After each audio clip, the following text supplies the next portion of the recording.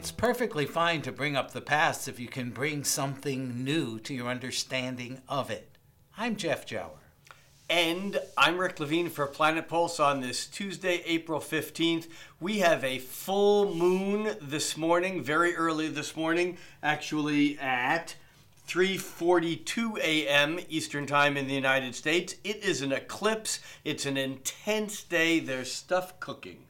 Yeah, usually an eclipse of the moon, which has to do with memory, a repository of past experiences, means to let go of the past. And this particular eclipse is in the relationship sign of Libra, the sign of fairness, the sign of equality. And it really means it's appropriate to take some of our images about what's equitable in partnerships and to let them go. But there's some intellectual stickiness and even some emotional stickiness that I think makes that a difficult thing to do. Yeah, it's interesting because the intellectual sign, there's two planets aside from obviously the sun and the moon, which are the planets in an eclipse, but there are two planets that are key planets today.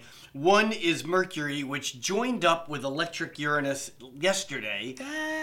Yeah, which basically wires our nervous system. It's like high stress, high tension, high anxiety.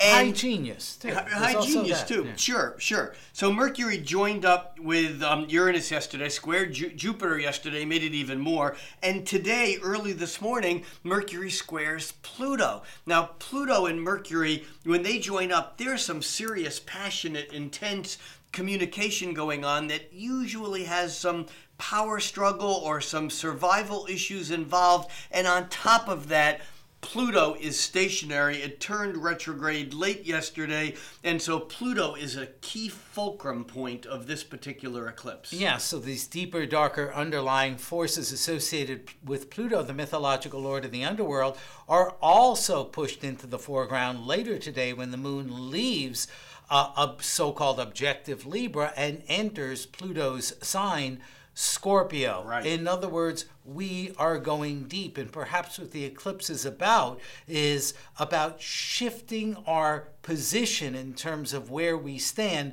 before we go deep, like emotional archaeologists who've been looking for a treasure and couldn't find it and now recognize that maybe they need to look in another direction. Yeah, what's interesting is that this eclipse, because it's at a latter degree of Libra and then the moon moves into Scorpio, Scorpio is the only sign in the zodiac that actually has multiple totems. It's really about transformation. It's the scorpion, but it's also the eagle, and it's also the dove. The scorpion is about, the sign of Scorpio is about transformation.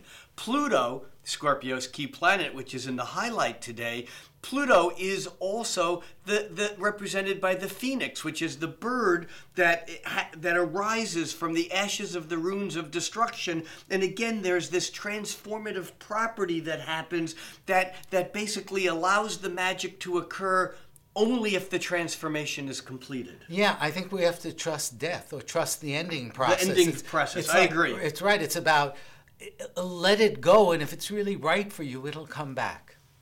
I'm Jeff Jower. And for Planet Pulse, I'm Rick Levine.